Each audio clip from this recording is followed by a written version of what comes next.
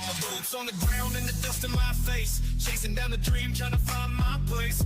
Worked too hard, lost too much, but I ain't done. Gonna keep pushing forward till I see the sun.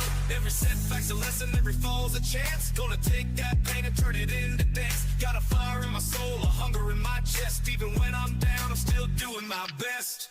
Keep chasing the dream through the highs and lows. Even when it's hard, you gotta let it show. No matter how tough, no matter the scene, just keep chasing the dream. Keep chasing the dream.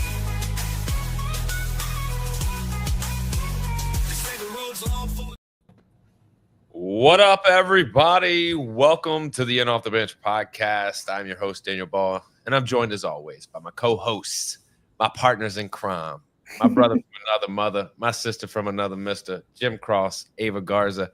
And tonight, we got Gage Haley, one of the many Haleys that are just absolutely amazing. Jim, I saw the intro video, and you kept showing his family, and every time I saw it, I was just like, just a little bit more aggravated at the fact that there's just so what's funny, Daniel, is that picture doesn't even do justice because every single one of them is taller and bigger, and that picture is just not even doing it, man. I know, man, but obviously they are eating or drinking or doing something that we're clearly not doing. What I think of, Daniel, is shout out to mom, because dealing with all those men, boy, are you kidding me? I'm telling you, either I don't know. We'll talk to Gage about it when we talk about family, but I've always wondered, with a family of just boys, does she just embrace that, or is there just a little bit in her that's like, man, I just need a girl, just a little bit of something? I think she's probably easily the toughest in the family, though. Putting up with that, there's no doubt in my mind. Yeah, for sure. But let's get into it. Gage, what's up, brother? What's up? How are y'all? We are blessed as always. Obviously, we had your brother on, and now we have you on, and then probably in a year from now we'll have your other brother on, and it'll just be, and then after all that's said and done, we'll bring everybody on. We'll have the whole Haley family, and it'll be. We got to go back to Dad. It's where it started. The original athlete. Yes, sir. Yes, sir. Hey, but you would want to interview his dad. I mean, college football star. Gage, I don't know if you know yet, but I'm like a hardcore football girl. And for the longest time, I assumed that Jim was a baseball guy because we're always talking to baseball players. Turns out he's not. He's also a football guy. Really? Really? I didn't know that. In case you didn't know, now you know something new about Jim. It changed this week, Ava. It is football go time. It's go GAUX. And before we go, we got to give a shout out to all the people that make this happen, Joe. I mean, you know it. We know it. We got the shirts on. Jesus won. I mean, look at Ava in the mid. Let's go. Embodying the message of John 16:33. Jesus wins and continues to win every single day. Chinook seeds, 8 flavors, mild to wild. Go to your local gas station, convenience store, grocery store, Gage. Go to any of those and pick up. Or the minor league baseball field where they're being tossed. Yeah, I mean, if you want to get ejected, there's no better way to have your ejection than by throwing 200 bags of Chinook seeds on the field. That's for sure getting you tossed out of the game. And finally, Old Dominic Distillery.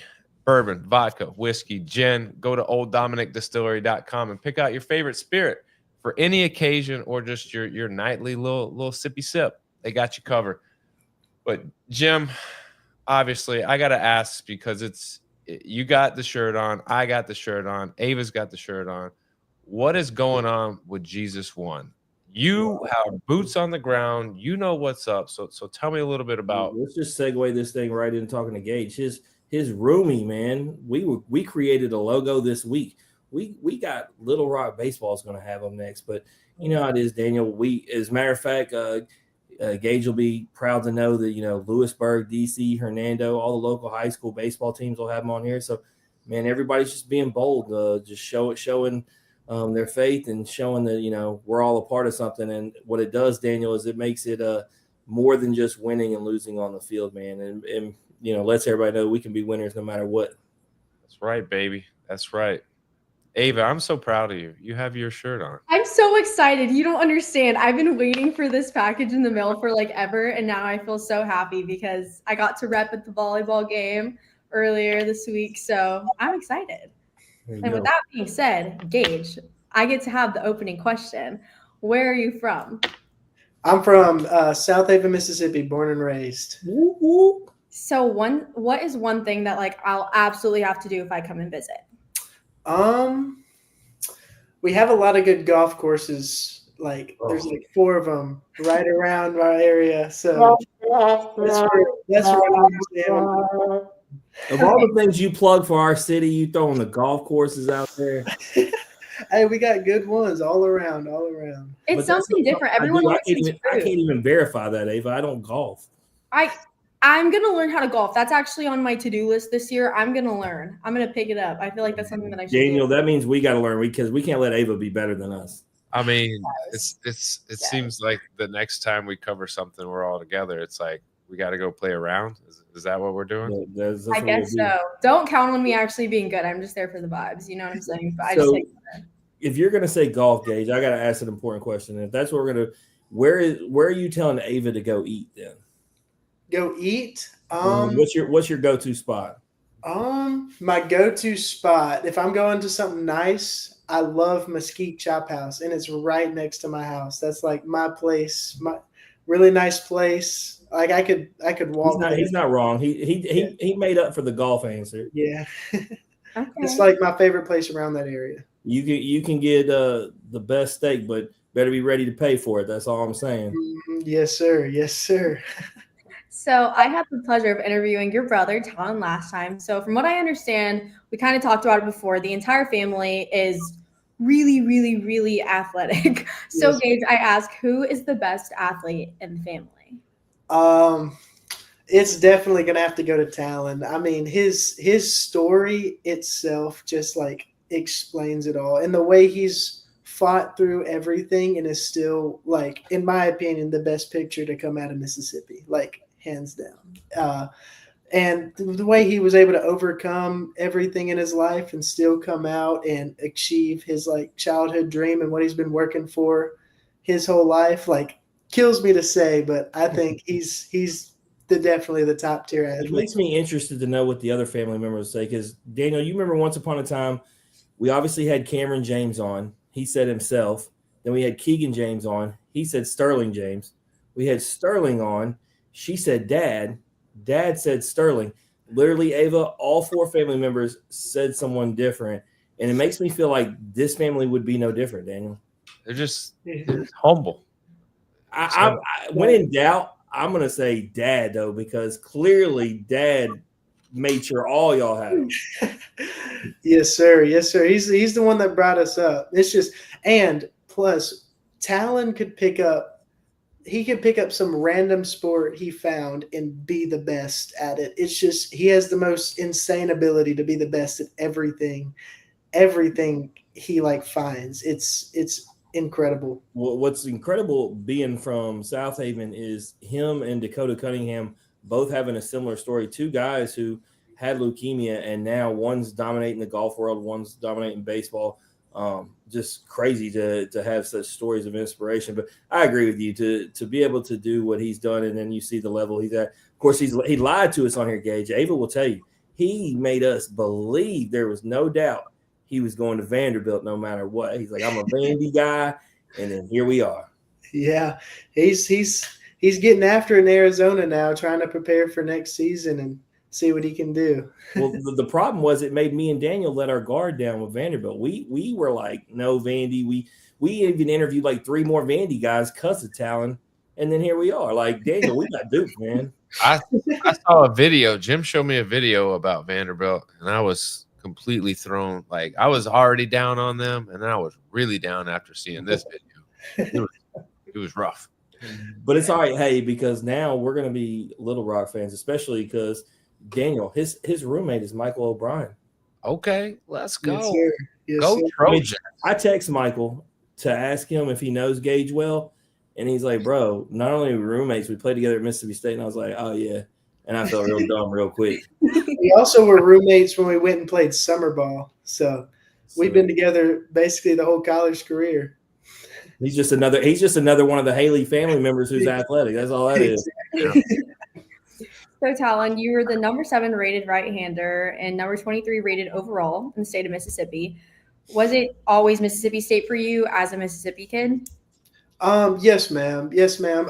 Growing up, actually, I was a really big Oregon Ducks fan just because I really liked their uniforms and everything. But like the school that I really wanted to go to growing up was Mississippi State, and I was very excited to get my offer from there. And once I got my offer and everything in high school, it was pretty much smooth sailing from there. And I committed like a week later, and I was pumped. Daniel, I could commit to Oregon just for uniforms. 100%. I would sit the bench for Oregon just for the uniform. I mean, look, Gage, we had Oregon's 3 best players on last season, and me and Daniel, like, their hardest problem was picking what their favorite uniform was. Yeah, they have like 10 of them, I think. 10 or 11 of them. It's crazy. I mean, and they got some old school. They got the new with the black, and then you got your traditional. Then they got the Mighty Ducks, traditional. Like it's just crazy.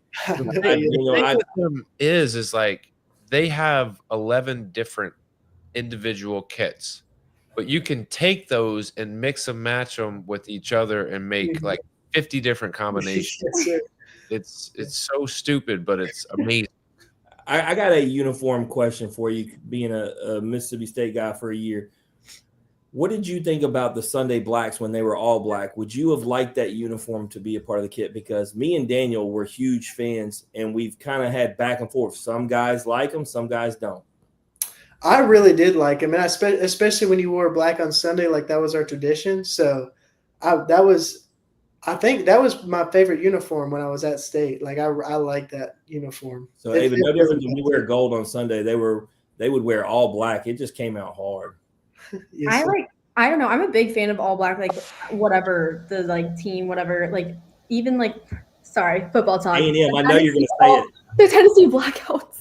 They're so good. They're so good. And I have to mention because it's just that's my all-time favorite baseball. Well, that's not true. I like the pinstripes from LSU actually. Look, one thing we will do on this show, Ava, we will give the nod to any good-looking uniform, no matter. I made the Vandy joke. Me and Daniel have had no problem giving the Vandy pinstripes. You're good. They really are.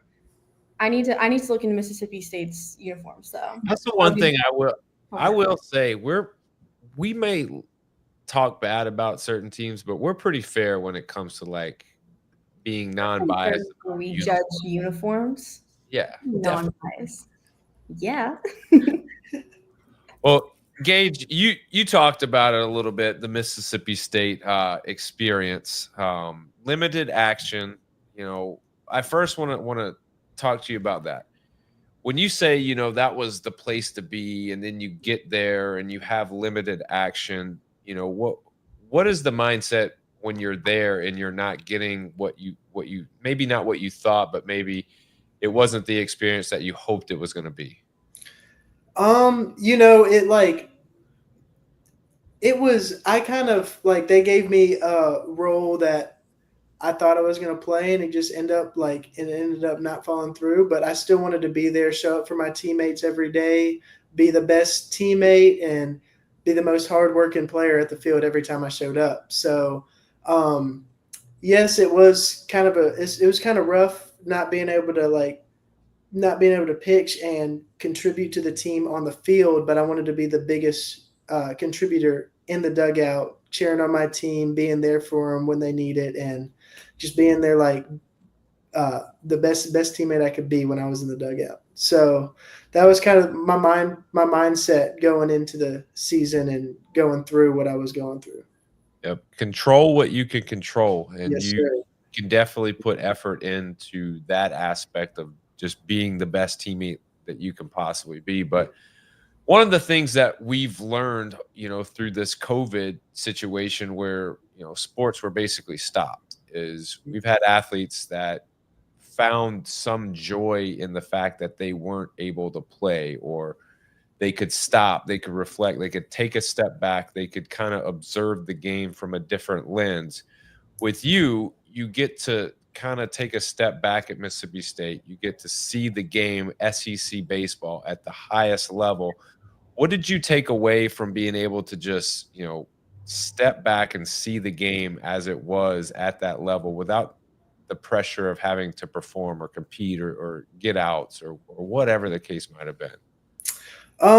Taking a step back and looking at it, it shows me the type of it showed me really like watching Cal Steven pitch and Nate Dome pitch and even Gerangelo, like the type of level that you have to be at in the peak shape that you need your body to be at. And it kind of showed me that, like, I don't know how to put it. It's like it kind of showed me my body's a temple, and like it showed me like what I need to do and the process and the steps I need to do to get better to make it onto the field, and like what I need to be working on, what I needed to watch out for, what like the food intake, everything like that. Like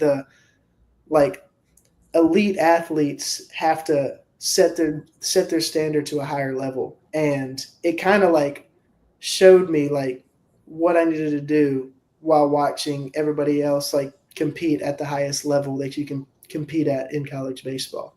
So that's what like I took and I try to bring to Little Rock, and it's brought me success watching what people have done before me.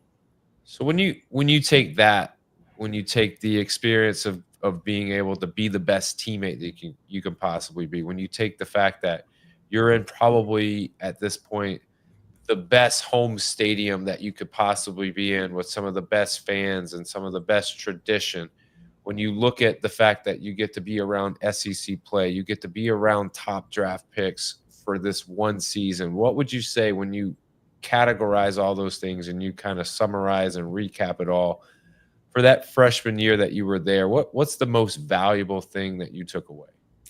I think the most valuable thing I took away was just like hanging out with like the guys that you said that were like the top draft picks and one of the best like athletes in the country at the college level. So like talking to them and hanging out with them and seeing what they do on their daily lives, like that like helped. I feel like that was so valuable to me because that like I don't know, it showed me what I need to do, like I was saying earlier, what I needed to do to make myself compete at their level. And that's just what I've been working on ever since. Learning the right guys to listen to, because Daniel, all those guys are on the next level are just as successful. Like exactly. Really guys that you want to learn the routine from. Mm-hmm. Oh, yeah. The main guy I was going into summer ball and I was supposed to I started in the summer ball program, and I was talking to Cal, and Cal was sending me his like weekly routine and what he was doing and what he was putting in his body and the type of throwing he was doing. And just hanging out with him and seeing how professional he was, it showed me like how I needed to be and what I needed to do to compete at the level that he was competing at. Yeah, I think one of the hardest things for young athletes, especially going into a freshman season, when you're an elite player as a high school player and you're going to an elite level college like a Mississippi State, is you don't know what you don't know. And so when you get there, you kind of tend to go, all right, well, I'm going to continue to do the things that I've done my entire career. But when you get there, you realize, well, these guys are doing something a little bit different than what I've always been used to. So being able to be open to seeing those guys and experiencing those guys, and not only that, not just your teammates, but you're seeing the best players in the country on a weekend basis. Maybe not at Mississippi State, you do have really, really good players, but you're seeing the rest of the top players that come in or wherever they travel to. But obviously, you wanted to play. You wanted to get on the mound. You wanted to do what you do. You wanted to really feel, I guess, like you were validated in a sense that 1 year at Mississippi State, you learned a lot. So why do you decide to shift and go to Little Rock? So after the season was over, I realized I was going to get the same opportunity, same playing time at State. So I figured like I entered my name in the portal because, like you said, I was wanting to play. And then Chris Curry called me like a couple days after I entered the portal, and I recognized the name. And he, so his dad is my pastor's like mentor. Like he taught him, and then his brother, who's Jason Curry, he's probably one of the most impactful people I've ever spoken to in my life. He was when my church would go to summer camp, he was our counselor or he was our preacher there. And what he would say just impacted me like for my life. Like it just is a life changer. And so I realized that, and the type of family he comes from, and how the type of way he coaches, like he's very professional, and he's really good with the team and does things the right way and stuff. And I just thought that was where I wanted to be. I would be able to play there with a coach that I already knew, and I already like have talked to his family a lot before, and they're a great family. So that's what made me shift, and that's what made my decision easy when I was in the portal over the summer. Faith, we've talked about it. It's a very powerful weapon, and when you can get around people that have the same faith beliefs that you have, it's just, one, it's comforting, but two, it allows you to push and be a better person, because you have all of these people around you that are like-minded, that are they're not going to let you drop. They're going to keep pushing and keep bringing you up. But when you talk about this shift, so let's talk about pitching a little bit. Yes, sir. Out of high school, going into Mississippi State, what is the pitching arsenal? What kind of pitches are you throwing? And then does that shift once you become, a member of Little Rock? Yes, sir. So at State, I was really only fastball, curveball. I had no feel for a changeup, and the pitching coach at State actually taught me a changeup, like taught me a grip, taught me the feel for it, and I got feel for it. And so it ended up being my best pitch, and I was very thankful for that. And when I got to Little Rock, Coach Cox, he really helped me with my mechanics and staying directional and staying down the mound, and then locating and commanding every pitch and pitch with authority and all that, and everything like that. And before you get too deep into it, I got to ask, while I'm thinking about it, did you happen to do the playback and watch Ben McDonald hype up your changeup against LSU? No, sir. It wasn't against LSU. It was against DBU. My bad. No, but Ben McDonald, who I believe is the best announcer in the game, obviously a legendary pro. When you threw your changeup for a strike in that first inning, when I was researching for clips. Anyway, he goes, "There it is, right there," and he talked about it. So that's big props right there. I'll have to get you the clip. Yes, sir. Thank you for that. Yeah, it definitely was like a game changer for me, because coming out of high school, I had Tommy John my senior year, so I wasn't able to pitch. And so coming into State, like I just got done rehabbing. Really, my first like true outing, I would say, was the inter squad scrimmages at State, and I desperately needed a change up, because 2-pitch arsenal, in my opinion, wasn't gonna, unless it's like top best of the best elite stuff, wasn't gonna get SEC hitters out. So when Coach Parker taught me the changeup, it was a total game changer, and that's what changed it really changed my arsenal in the way I pitched, and I used it as a weapon, and it was very very beneficial for me. There's your boy. He said the changeup is real. Yeah, me and him. Me that Michael can't hit it. Yes, sir. Yes, sir. Me and him talk about it all the time. Well, let's talk about this changeup. Obviously, when you learn, so Tommy John, anytime you have an injury, one of the hardest things to be able to do is not, in my opinion, it's not to get velocity back on fastballs, because those things usually come with just arm strength as you build up and as you get back into it. It's getting the feel for different off-speed pitches, like a breaking ball, like a changeup, like a slider, getting some sink, getting some run, getting two-seamers to do what they do. But with the changeup, you've never had it, and now you're trying to get a feel for your pitching arsenal after Tommy John, and you're trying to throw this into the mix. Was there a simple way that they told you to change, throw this change up, or was it you were just mixing it up, trying to figure out what felt right? And then eventually now you have like this dominating changeup that's one of the best in college baseball. Yes, sir. So I was just playing catch on the field one day, and really how I threw my changeup was I gripped it, spread my fingers out, and threw it and hope it did something. Like it was, and so it was pretty rough. And so Coach Parker came out and he was just playing with a couple grips with me, and I am a really big supinator. I don't pronate, so he taught me a changeup where I can throw it like a fastball, and I won't have to pronate.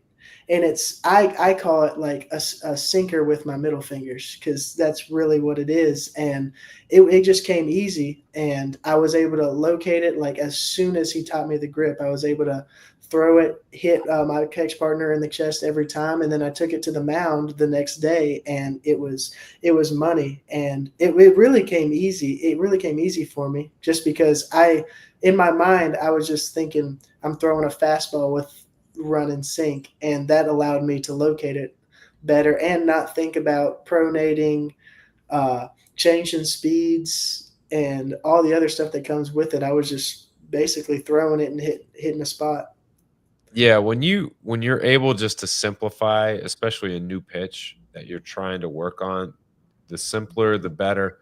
In a changeup, there's different variations of it. I mean, you started like most people do. They, throw like a pitchfork change. They got real wide on the baseball, spread their fingers, and what ends up happening is you put a lot of pressure and you just grip the ball too tight, and it's slower, definitely, but it just doesn't come anywhere near the zone, which you want to change up to look like your other pitches. You want it to play off those other pitches so that it makes those fastballs, seem a little bit more livelier and less detectable. But long story short, you develop one of the best pitches. Is there anything else that you add, or today that's what you're rolling with: fastball, breaking ball, and then that change? So this past year, yes, sir, my arsenal was fastball, changeup, curveball, and in this upcoming year, I'm trying to implement a slider. I've been working on that all summer, because my changeup is a really hard changeup. My fastball's been anywhere from 91 to 93, sometimes 94, and my changeup's really close to it, like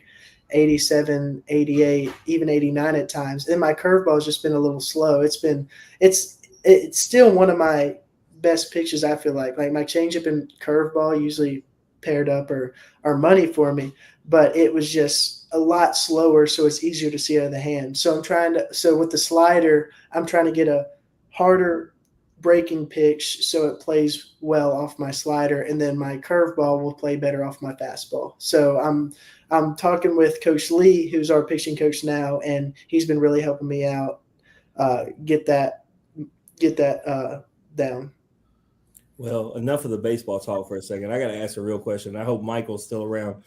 Y'all are roommates. Who's the dirtier roommate? I want to know. Michael, for sure. That's not even a question. You walk in my room right now and it smells like flowers. Like I'm a very clean person. We're gonna have to do something about where are you at now? We need to get the walls decorated. Oh yeah. Well, right now I'm in our poker room because we have an empty room. So this is where we play poker. So it's not really well decorated. Oh, so you need the picture with the dogs playing poker in the background. Yes, sir. Yes, sir. I need to get a flag for the room. So Daniel obviously talked about you go there to get the experience, but you get 22 appearances this season. How good did it feel after a year of downtime to not just toe the rubber, but man, to get a ton of action for what we saw was a really good Little Rock team? It felt great. Like it was to me personally, like it was like a dream come true. Like I did have an appearance at state, but I wanted to be like a contributor and like a very impactful player on a D1 team and take them far in the playoffs. And that's exactly what we did. And we had a ton of good guys. And I was just very thankful for the coaches giving me the opportunity to go show my stuff and actually help the team out and help them go far. And I was very thankful for that opportunity. So outside of the postseason this year, the coolest game to me that I was at, you were pitching at Kids Day in Oxford. There's not an environment like it. Literally, I don't know what the exact number was, but I'm willing to bet 5,000-6,000 kids easily there watching. There's no booing and fighting and arguing. It's just the pure love of the game. They're cheering on, and so you get to play in that, man. How cool was it? You're going against Ole Miss, right? And as a Mississippi kid, that's fun within itself. Early day game, but you got all the kids there. What was it like to get to pitch in that environment?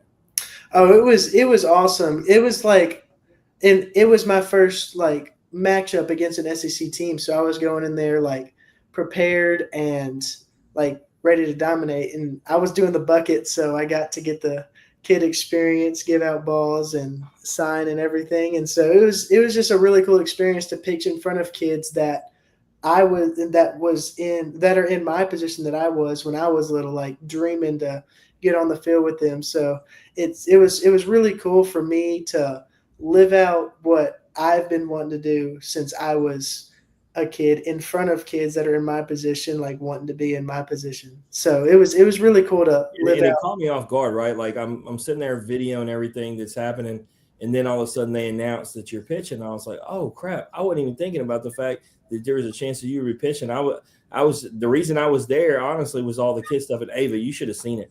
I was recording these kids. I mean, I'm talking about the schoolyard chants and everything. Like, it was just fun, and it was coming off, Gage. It was coming off. I had been there the previous weekend when Tennessee was in town, and you know how everybody hates Tennessee, and so a lot of cuss words flying around, just a lot of stuff going crazy in the stands.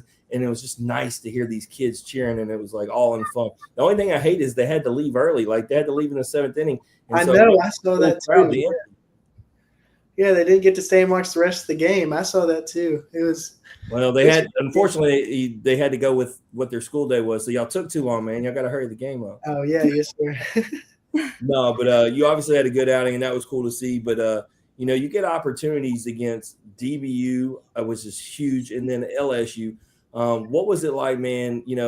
We got to talk to your brother. Ava will tell you, because she was talking to him about it. He was so excited, talking about his family being so excited, but we haven't got to hear what it was like for you being out there on that mound in front of, that kind of electricity in Alex Box. Oh, it was like Talon said, it was just a dream come true. Like, it was surreal. The morning of the DBU game, I was in the elevator going down to breakfast, and I was in the elevator with Coach Curry. He just happened to stop on my floor, and Coach Curry hit me with a "Good morning, how are you?" And I said, "Good, how are you?" And he said, "Good, you're starting today." And I was like, this is crazy. And it was like a dream come true to start a game in a regional and then come in a big moment against LSU in Game 7, and it was just a surreal feeling. Like, I feel like I got the opportunity. You had a huge K and a huge moment. I believe, weren't the bases loaded when you got that strikeout at the end of the inning? Yes, sir. Yes, sir. And so, yeah, I mean, that it was at that point I was scared for my team, Gage. Like, you were part of the fear factor. I was like, man, we're not fixing to lose for real. But luckily, obviously, we get through it. But that's what's big on your team, right? Y'all made a statement. Y'all were no longer little brother, and that's the question I got for you to end this segment is, going into next year, how does Little Rock keep that momentum going to where no one looks at you as the little guy anymore and realize, hey, we went to a regional against the national champion and punched them in the mouth? Yes, sir. It's like I said, it was a big thing for us to get to the regional, especially make it that far. And we've got a lot of great guys, like you were mentioning, Michael. We also got Tag Andrews from Arkansas. We've got a lot of great guys coming into Little Rock too that like heard of us. I feel like heard of us because of the regional, and I feel like we could even take it further this year. Like, we've got all the confidence in the world coming. Stay out of Baton Rouge for me, all right? Please, it's stressing me out, man. If you're going to go a step further, please don't ever do that again. Where else?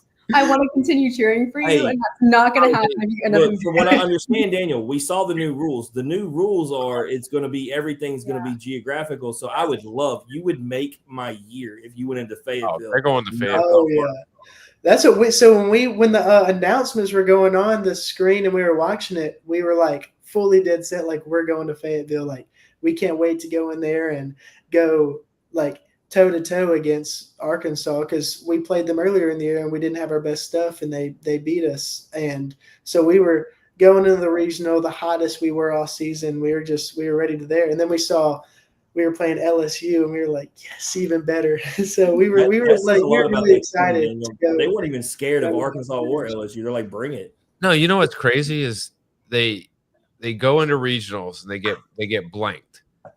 And then if I told you, all right, not knowing the story, if I said there's going to be a team that scores 46 runs in 4 games, what would you have said? Would they have won their region?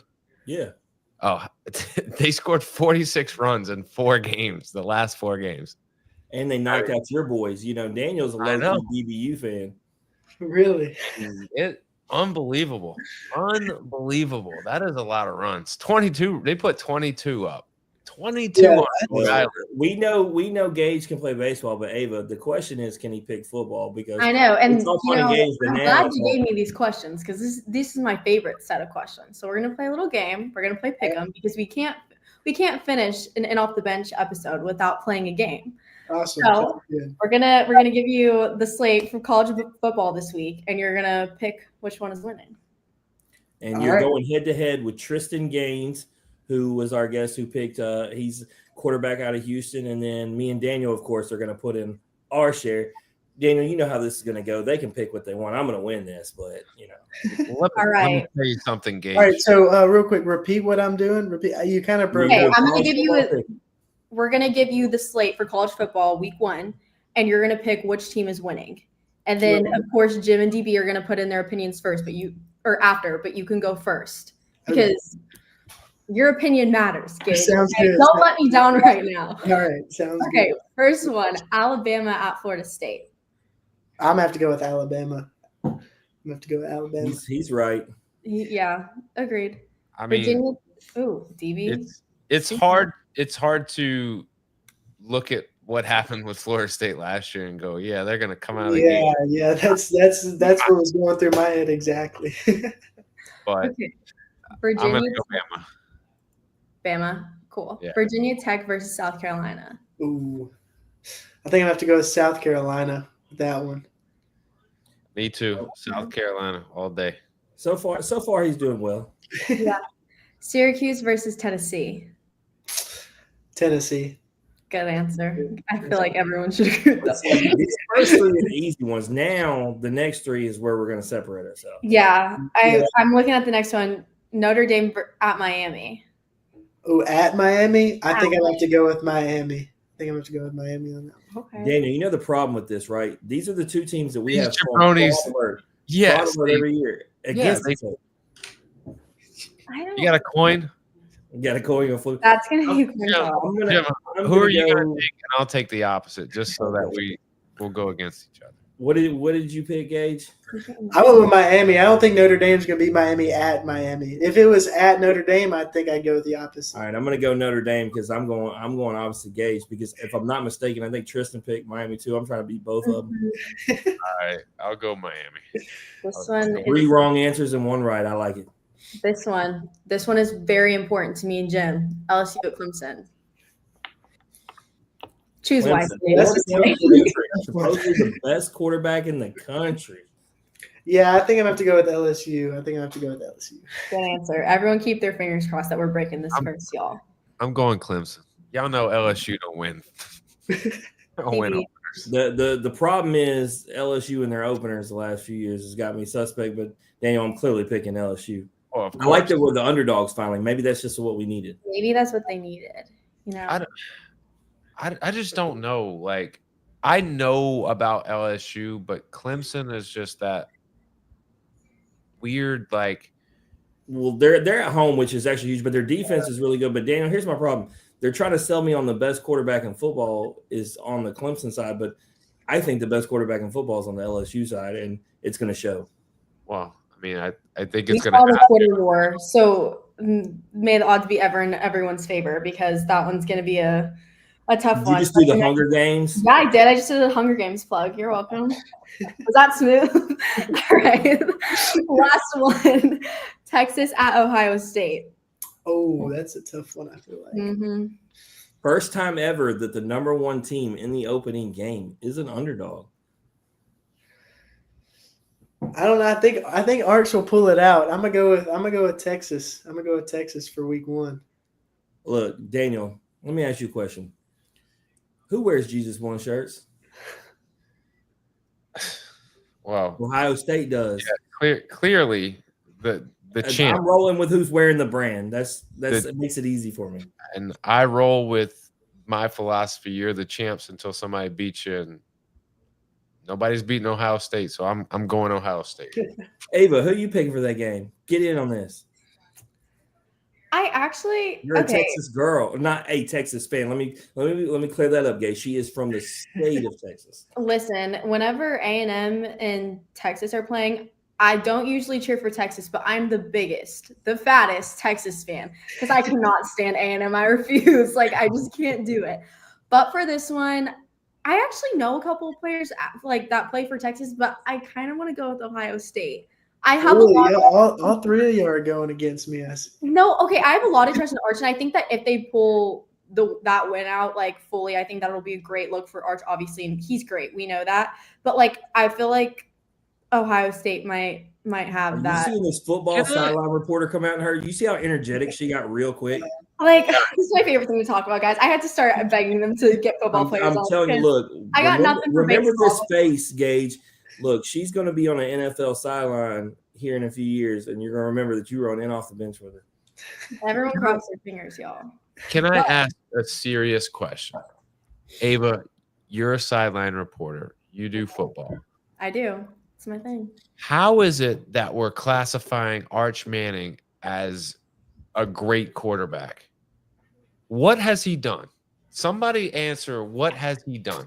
Okay, so he hasn't even been the starter of his team for an entire season yet. I honestly feel like the people that hate on Arch don't actually didn't watch him beforehand, and they honestly just. Let me clarify. I'm not hating on him. I just need to know what's the factual that leads everyone to believe that he is great, because I don't see that. For instance, I'll double down on this, Ava, and just I actually am not a hater either, but as a Saints fan, we're projected to be the worst team in the NFL, and they're like, "It's okay, you're going to get Arch," and it's like, I really don't think. How do I know Arch is going to make the Saints win? No, and I mean, I'm the first to say that quarterbacks, like, I honestly, hot take, I don't really feel like quarterbacks win the game. Okay, and I really don't, because there's Tom so Brady many would other differ. factors that like that. There's so many other factors. Like, having good QB is very, very important. Obviously, like, we get that, but like, there's so many other factors that like weigh into it, and there's like, you know what I'm saying? And I feel like everyone's like, oh, like, we lost that game because of the QB, and I'm like, did we watch the game? Like, did we actually like see what was happening? And to go back to DB's point, I do think that if you did watch Arch's film beforehand from high school, he played in, like, he's from NOLA, and I'm a Texas girl, and aside from Houston high school football, I would say Louisiana football in general is one of the most difficult places to be talented at football. And yes, I get it, like, family name, and everyone is like, oh, he's going to be good because of his family. But I genuinely think that his family itself, like, they're not going to hype up a guy that isn't that good. That's just is what it is. You know what I'm saying? And like, we had this happen in baseball, and it actually worked out, Gage. You know, I remember, Daniel, I was questioning would Jackson Holiday be good because he was getting all the hype as Matt's son, and now he's just balling out for the Orioles. So, you know, what do I know? I'm just saying, I'm an Arch fan. I'll say you're right about one thing and wrong about one thing, and I'll be done, Ava. You said the quarterback's usually not responsible for a loss, and I agree with that 100%. But they usually are responsible for the win more times than not. We're gonna have to agree to disagree. Who's usually the MVP in most Super Bowl games? The quarterback, but I think. Okay, I'll do one better. When you break it, who was the best player in the game last year? Because I remember his name was Jalen Hurts. It wasn't Saquon Barkley. But hear me out. All right, it's hard, in my opinion. It's hard to go, this one player is what won you the game, because there's a lot of freaking players out there that are Well, contributing. You can do that in just about any sport except baseball. Gage knows that one player can win you a game. Yes, 100% of one player can win you a game in a baseball game. 1-0, one hit. Well, I don't know. I say that our guy, two-time guest Paul Skeens, literally has the second lowest ERA in history through 50 games. Him and Daniel, Chase he's only got 19 wins. him and Chase just can't buy runs. Yeah, two out of 5 guys, Gage, Chase Dollander and Paul Skeens got the lowest help ERA average. Poor guys, man. That's why, Gage, when you get drafted on down the line, look, don't let all those people tell you it's all about the highest pick and the most money. No, it's about going somewhere where you can win. I don't care. Yes, sir. For sure. Yes, All right, sir. I'm done rambling. We're done. All right, rambling. let's wrap this thing up. Gage, we appreciate you joining us. Obviously, you guys are gonna get into school, and in a couple weeks, you guys are gonna start fall conditioning and doing your thing. But we wish you the best of luck. Have a injury-free, safe, fun fall. Y'all go out and take care of business, get intense, but save the real stuff for the spring, because we want you to have a date in Fayetteville at the end of the Yes, sir. I'm all in on this. I Yeah. want y'all Talk crush about calling for a game. I'll be at crush that. some Sounds dreams. good. I will Kids- make it the most viral clip if they go into Arkansas. He will make it the most viral clip. That could be the end of Van Horn. Oh, If- yeah. If Little Rock goes into Fayetteville and beats them, that would. I mean, I'm sold. I'm here for it. I'm Let's here for it. Oh, I'm ready for it. I'm ready. And all of a for sudden, just like that, I got ready for baseball season in week 1 of football. Here we go. Say, There we it happens on here. It's magic. Gage, man, if there's anything we can do for you, reach out to us, brother. Yes, sir. Thank you so much. Thank you so much. Absolutely. That's Gage Haley, everybody. If you like hearing Gage's story, or you just like hearing us average Jills and Joes talk X's and O's, please like, share the podcast on Facebook. Head over to X, retweet, quote tweet, tweet, do all the things that you can do on X. And then head to YouTube, like, subscribe, notifications. That way you're first to know when new content is dropped. Jim, start of a good week. What do we got going on the rest of the week? Purple and gold talk. You know, I'm gonna do some purple and gold talk with Ava. We got Sam Etherton, the coach from LSU. So we're gonna get on the pitch, Daniel. Oh, okay. I see it. And then I don't think we got an episode this Wednesday. Y'all can have a night off. Y'all enjoy it. Wow. Really enjoy that. Take that in. Let's go. Big brother. Oh, man. 90-minute episode. Let's go. All right. Let's get out of here. As always, remember, strong body, sharp minds, grit and grind all the time. We're out.